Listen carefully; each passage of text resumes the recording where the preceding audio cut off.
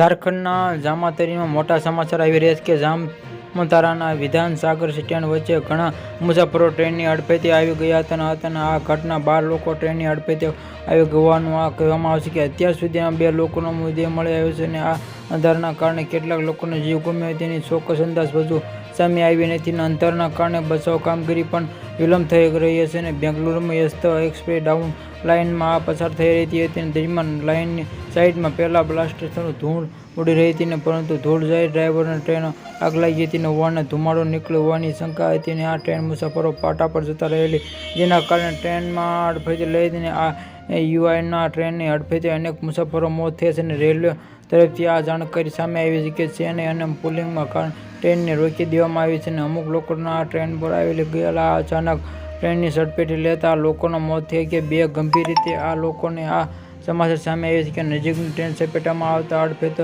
મુસાફરો મોત થઈ ગયા હતા અને કહેવામાં આવે છે કે લાઇનમાં બેંગલુરુ યશોદ એક્સપ્રેસ પસાર થઈ રહી હતી. આ પાટાની નજીકમાં ડસ્ટરને ઉડી રહી હતી કે ડસ્ટરને જોઈને ડ્રાઈવર લાગ્યું કે આ ટ્રેનમાં આગ લાગી હતી અને ધુમાડો નીકળ્યો જેના કારણે રોકી દેતા આ મુસાફરો પણ ઉતરી ગયા હતા અને આ દિનમાં અચાનક અહીં રહેલી આ ઇમરજન્સી ટ્રેનના યાત્રીઓના મોતને ઘાટ ઉતારી દે અને રેલવે તરફથી જાણકારી સામે આવી છે કે આ ચેન્નઈ પુલિંગમાં